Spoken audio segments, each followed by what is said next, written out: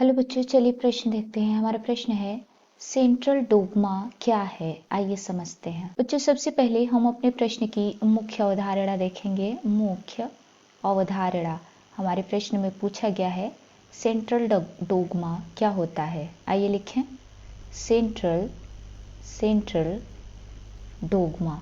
Central dogma के बारे में बताना है हमें। आइए समझें। आइए लिखते हैं बच्चों सेंट्रल डोग्मा। सेंट्रल डोग्मा को हम केंद्रीय सिद्धांत भी कहते हैं। क्या कहते हैं? केंद्रीय सिद्धांत। केंद्रीय सिद्धांत कहते हैं सेंट्रल डोग्मा को। इसमें क्या होता है? इसमें प्रोटीन संश्लेषण से पूर्व, प्रोटीन के संश्लेषण से पूर्व, लिखें प्रोटीन के संश्लेषण से पूर्व क्या होता है? डीएनए का प्रतिलिपिकरण होता है। डीएनए का प्रतिलिपिकरण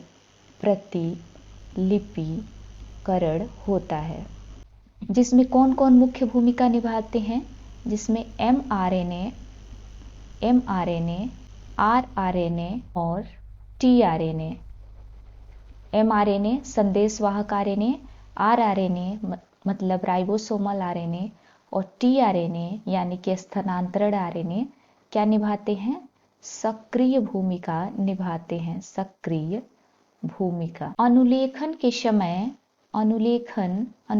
के समय क्या होता है कि अनुलेखन के समय डीएनए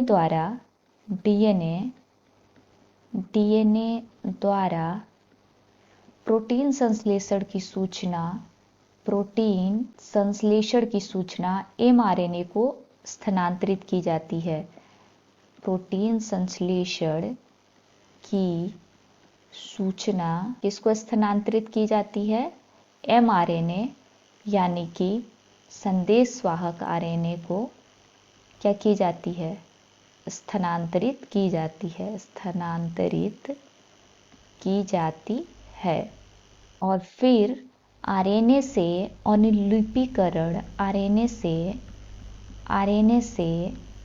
अनुलिपीकरण के समय ये सूचना प्रोटीन में अनुवादित की जाती है। आरएनए से अनुलिपीकरण के समय यह सूचना कहाँ पहुंचाई जाती है?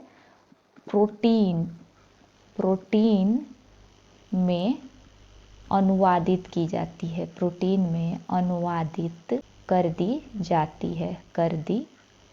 जाती है। इसमें जो सूचना का संचार होता है बच्चों, सूचना का संचरण कैसा होता है? एक दिशात्मक होता है। कैसा? एक दिशात्मक होता है। यानी कि कैसे? डीएनए से आरएनए तक सूचना पहुंचेगी, डीएनए से आरएनए तक, और आरएनए से पुनः प्रोटीन तक,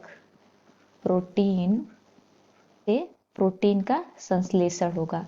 तो ये सूचना एक दिशात्मक होगा। आपने सेंट्रल डोग्मा को समझा। उम्मीद है आपको प्रश्न समझ में आ गया होगा। धन्यवाद।